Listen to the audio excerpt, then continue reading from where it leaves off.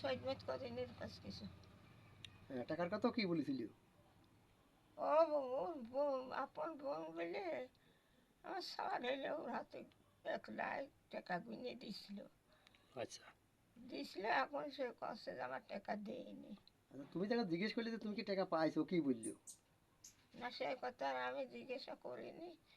ওই একদিন গেছিলাম হ্যাঁ ও বাড়ি, তো ওই একদিন কইলো কার 3 দিন কইলো যে টাকা আমি বাড়ির নিয়ে আসি, বাড়ির মানুষও জানে না, ও বাড়ির মানুষও জানে না, তো তাই কইলো। এখন তো সে সাহেদা বলছে যে আমি টাকায় পাইনি, টাকায় তো নিনি, তাই বলছে।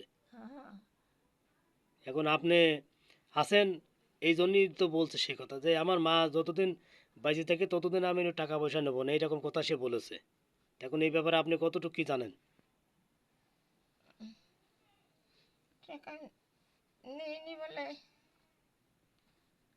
টাকা তুলে নিয়ে গিয়ে 2 ভাই বোনে ই করি বিশ্বাস করি, আর এখন এটা করতেছে।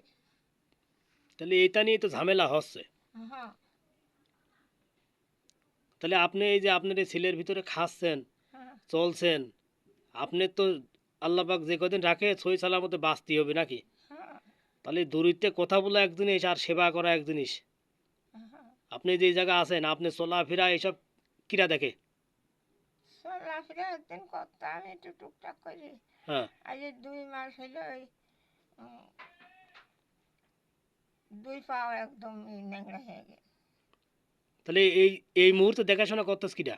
খাড়া হতে পারিনি, হাঁটতেও পারি। জিজ্ঞাসা করে যে কি বলছি জিজ্ঞাসা করছো? এই মুহূর্তে দেখাশোনা করতেছ কিরা? এই বড় সওয়ালে। তো ও কি বিপদে পড়েছে নাকি? কিটা ও? আর সওয়াল পালনি?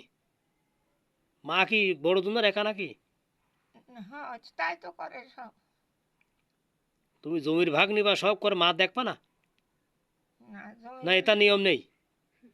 জমি বলে দিইনি বলে সবই ফল্লার মধ্যে হয়ে এনেছে।